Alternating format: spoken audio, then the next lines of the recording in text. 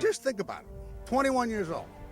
If she would have purchased one gun a month, by the time she's 30, she will have over 100 guns in her closet. Yesterday, the bill became law under the leadership of Governor Corzine.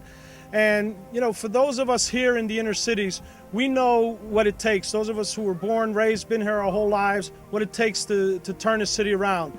It's about investing in education. You know, right here in this facility, we see a beautiful brand new Central High School right before you. It's about investing in urban parks, in recreation, so that our youngsters have positive opportunities. But it's also about being serious about crime and public safety. And under the leadership of Governor Corzine, we have done all of that here in the state of New Jersey in the last few years. My concern in Newark is not people who are law-abiding citizens going out and buying guns.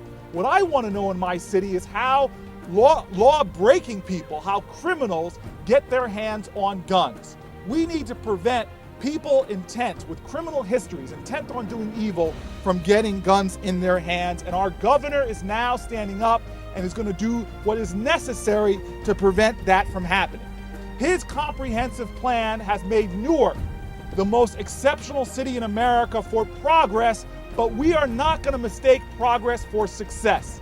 This is what our governor desires, and he is continuing to move forward with his agenda to make sure progress continues in Newark, and we get to that day that the idea of a gun going off in the city of Newark is abhorrent and an aberration in and of itself. This is the kind of leadership that our governor has provided. This is the kind of leadership that must continue in the state of New Jersey. If we want to prevent crime, we have to give people an opportunity and a quality of life. And that's exactly what all of us are working on day in and day out. County exec, mayor, all of my colleagues in the legislature, we are working at prevention just as much as we're working on enforcement. But when you get to the enforcement element of protecting our citizens on their streets and neighborhoods, one of the very first things that you have to drive is getting guns off the streets. Guns are the instrument of violence. They're the instrument of tragedy. While this is a small step, there's no question it's a step in the right direction, and we have to keep doing more.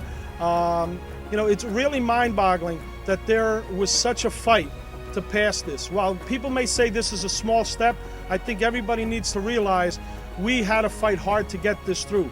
And unfortunately, there's a candidate who's running for governor who takes upwards of $90,000 from the organization that was a forefront to fight this legislation. That is unacceptable. That's not what we need in New Jersey. What we need in New Jersey is a man who has very specific plans, who is making right decisions under hard times. And that's my dear friend, our Governor Jon Corzine.